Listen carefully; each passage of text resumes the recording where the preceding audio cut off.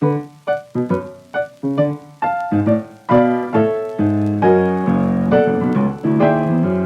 you get into a group of other travelers, just discussing travel, where have you been? What have you done? What would you recommend? It's very exciting. I feel like I'm among my tribe when I'm on the road with a group. Hello, and welcome to Not Born Yesterday, a podcast dedicated to older adults and the challenges and joys of aging. I'm Miriam Goodman, your co-host. Not Born Yesterday examines the problems and solutions of growing older today. We bring you the wisdom and voices of experts in the field of aging and offer tips on how to feel your best, use your lifetime skills and experience, and make the coming months and years as fulfilling as possible. I'm your co-host, Lynn Winter-Gross. Not Born Yesterday is brought to you by Next Village SF. Next Village SF is a local nonprofit providing older adults in the Northeast neighborhood of San Francisco with support to help age in place, as well as offering cultural, educational, and social activities that keep people connected and engaged with the community and with each other.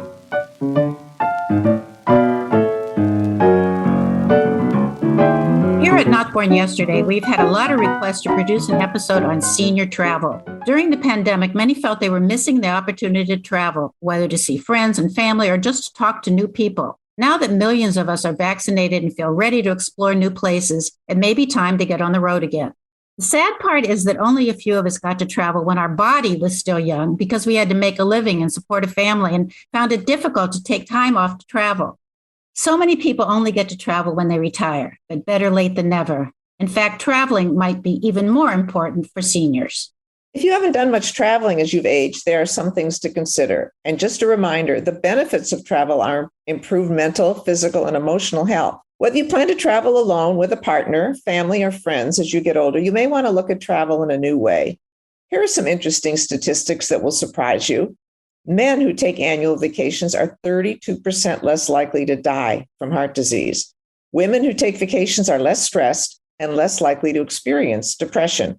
Travel abroad can make you more open-minded and emotionally stable and can increase confidence as you get out of your comfort zone. So forget about all those what-ifs that have stopped you from seeing the world. This is probably the first time in your life you have the time to go where you want. With a little planning, travel can be a fabulous experience.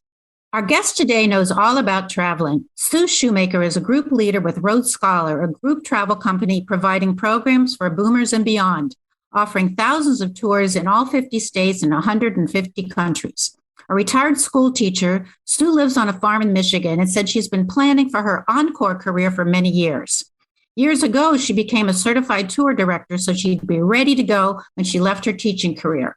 Recently, Sue has been leading tours on the Columbia River, following the route of Lewis and Clark, and guiding Great Lakes cruises. Sue, welcome to Not Born Yesterday.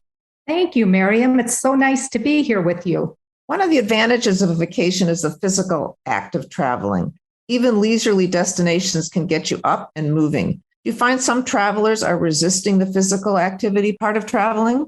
I haven't found that to be the case, but I will tell you that I think that people's stamina is an issue post-COVID. There's an issue with stamina in that if you haven't been doing your normal routine for a year and a half, it's bound to have had an impact. And I know for me, one of the things I did throughout the entire COVID experience was I walked regularly. There were classes I was not attending, exercise classes and dance classes, but I did walk. And I think that made a big difference getting back into travel. Well, that's great because we know that travel does require physical activity. But one thing about traveling also is that it can teach you new things about the world and about yourself. And this keeps your brain young, since active learning is extremely healthy for your brain. Have you seen any examples of how travel really exercises the brain for the people in your groups? Yes, our groups are there to learn primarily. And so they're educational programs that we participate in, and that makes a huge difference. It's so wonderful to go into an art museum and to listen to the docents speak about what the works of art, who painted them, what they mean. What do you think we have discussions. What do you think? What does it mean to you? And there's just so much to learn. I want to go back to the issue of physical activity. How do you know if you're able to take a trip or not, what the physical level of the trip is, and how do you know if you're up for it? I think companies, especially if you're going on a group travel experience, they have a way of rating whether or not you have to do a lot of walking, a lot of standing. And I think it's really important to pay attention to those suggestions, because there's nothing worse than getting to a program and finding out that you can't keep up with the others. So pay attention to whatever, especially with group travel, whatever they suggest are the parameters. Because, a person might feel that they can get around pretty well when they're at home, but to walk a mile is a long way, and we have to practice that.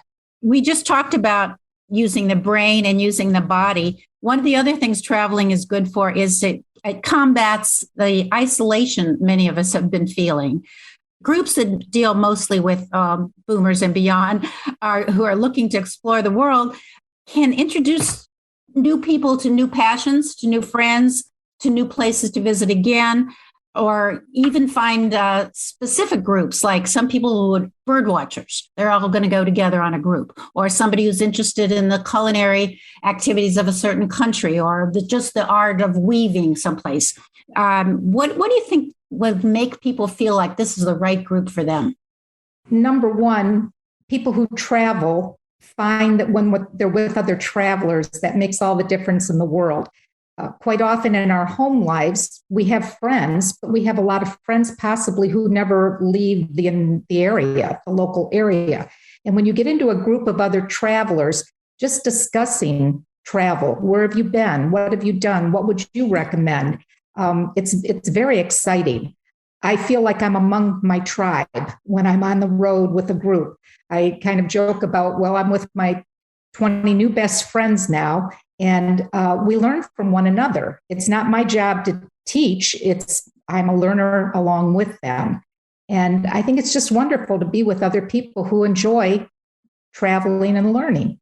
And do your groups have people who are singles traveling alone and as well as couples? And how are they integrated? Yes, just this last program that I was on, I had, there were several couples on this program, but I had at least 4 people who were traveling independently.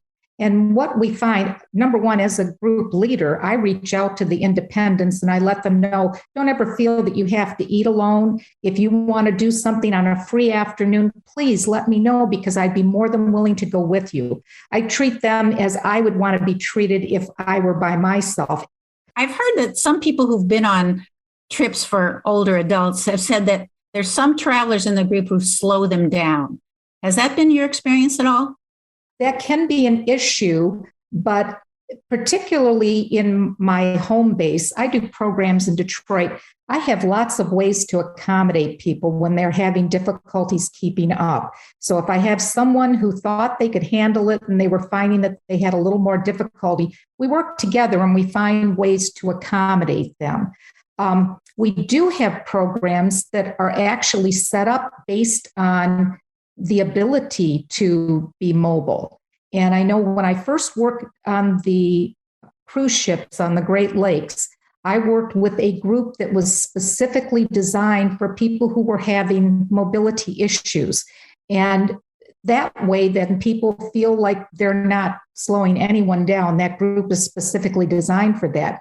I went with a friend one time who was 80. I was in my early 70s and she was 80, and it was a hiking trip in Yellowstone.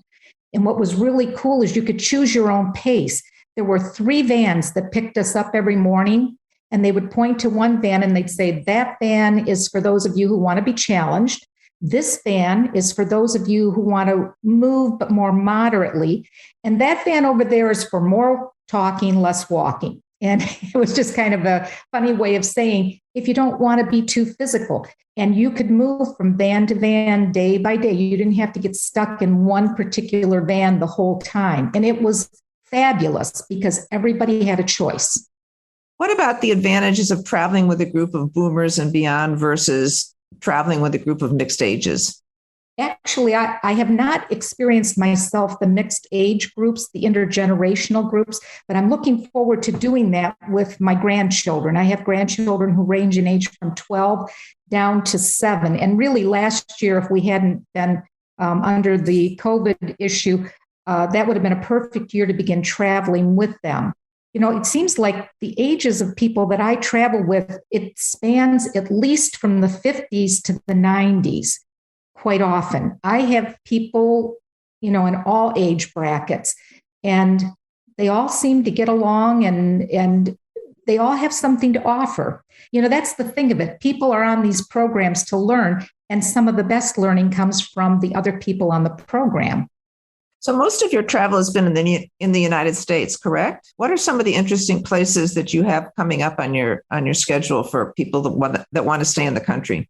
Well, on my schedule for next year, they are just beginning now to place us in locations. And right now, I'm signed up for a couple of Great Lakes cruises, and those are wonderful. You start in Chicago and end up in Toronto, or vice versa. And you really have an opportunity to get to know the Great Lakes up close and personally that way. I probably will be doing some Detroit programs. We have programs that are in all the big cities, and that's fascinating. For people who have traveled overseas, they're always shocked and amazed when they come to one of our cities and realize how much there is to learn there. Just using Detroit as an example, people are just shocked to find out that our Detroit Institute of Arts has a courtyard that was painted by Diego Rivera. And that's amazing. You know, they have to go to Mexico usually to see something like that. And so people are finding out how beautiful our cities are here, especially even these Rust Belt cities, Pittsburgh, Cleveland. They are all very fascinating cities with some fabulous history. And of course, places like New York and Chicago and LA. There's a program I'd like to take out in LA that's just about the art, where you go to the Getty, and there's just so much to learn right here in our own country. Before we go, do you have any advice for people who are still a little bit reluctant, you know, not so much because of health, but just they're not sure where they want to go, if they can handle it. They're not as strong as they were maybe 3 years ago before COVID. What's your advice? Well, my advice is to do some research. Get online if you're able to do that, and do some research to look at the possibilities, look at what's there. Consider traveling in a group. I really feel like there's safety in traveling with a group. Figure out what the company is able to do for you to help you feel more safe. Start walking if you haven't been. Make sure you start exercising and walking. I think that's very important. And be prepared to be surprised. Things are not exactly as they were before. But the things you see on the news, like those fights you see on the airplanes and people resisting, I didn't see any of that. I flew out to Albuquerque and back. I flew over to Chicago and back. I saw none of that. So don't let what you're seeing on TV scare you. But do be concerned about your own safety. I will tell you, before I flew to Albuquerque, I got my booster and I got my flu shot. I just don't really want to get sick personally. It's interesting to me that you're a senior, an older adult leading a tour, and I have a feeling that it makes some difference. I think it does. I think people feel like they're, you know, I'm a peer of theirs. And I think that does make a difference. Well, you've given us so much to think about, Sue. Thank you so much for your time. I've got to get off now and go pack so I can go on a trip. So thanks for being with us. Thank you so much. It was an honor.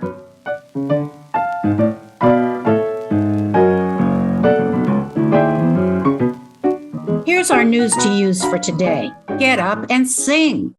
We already know that older adults benefit from trying new creative activities. While many classes and group things were closed during COVID or moved over to Zoom, some have already started back in person. One of those is group singing. According to the website Healthline, there's solid scientific evidence to prove that singing is good for your mind and your body. More than just feeling good by joining a group activity, singing actually has specific health benefits. Researchers who have studied adults in singing groups found that singers feel more relaxed after they've belted out a tune. Why? because singing reduces our stress hormone called cortisol, making us feel better. There are additional physical benefits. Singing can boost our immune system, which helps fend off infections, causes our body to release endorphins, which changes our perception of pain. Singing improves lung and memory function, which is good for people with respiratory disease or snoring issues.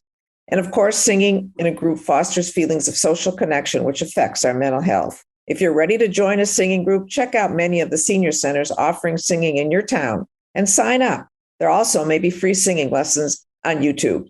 And if singing isn't your thing, but you do like music, try playing an instrument, dancing, or even just listening to music.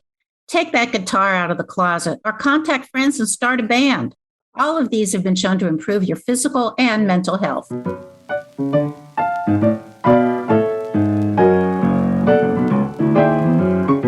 That's our podcast for today. Our thanks to Sue Shoemaker, a group leader with Rhodes Scholar. Our theme music is from Hook Sounds. You can learn more about Next Village SF by going to their website, nextvillagesf.org. And thanks to you for listening. We would love to hear what you want us to discover and discuss. Please contact us at notbornyesterday@nextvillagesf.org. Be well, stay strong, and remember, you weren't born yesterday. I'm Lynn Winter Gross. And I'm Miriam Goodman.